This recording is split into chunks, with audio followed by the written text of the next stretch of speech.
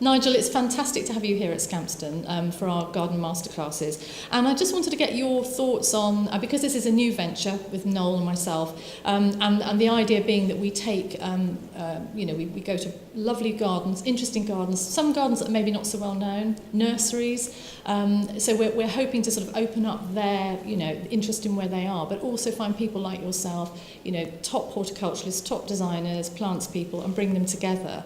Just any thoughts and ideas about, what your feelings are on that, whether you think, we're doing the right thing and whether it's a sort of, I mean, what's really nice is it's a small intimate group and we've got the whole day, so we can get into things into great detail, really friendly, really interactive. But you've got a mix of people who are so enthusiastic, from professionals through to really keen amateurs.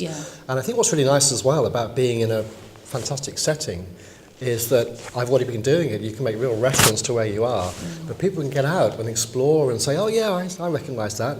Stimulates lots of questions. But also it's a chance to maybe explore places that are not so familiar or different. And what's really good is doing it regionally around the country as well, because there's a tendency for everything to happen maybe in the south or southeast, and to come to a place like Scampston, different climate, but the most fantastic and inspiring place.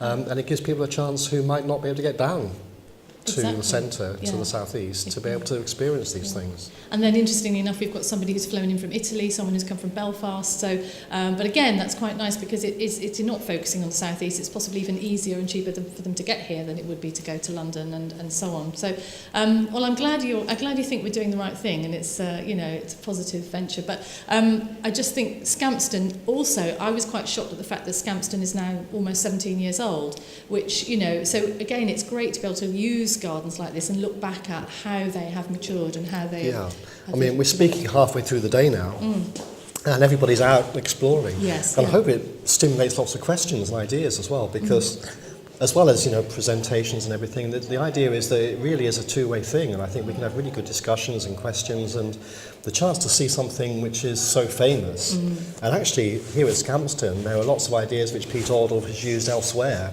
but maybe we used the first time here. And as you say, 70 years on, you can see, well, how do these survive? Absolutely. And I think it's really, really interesting.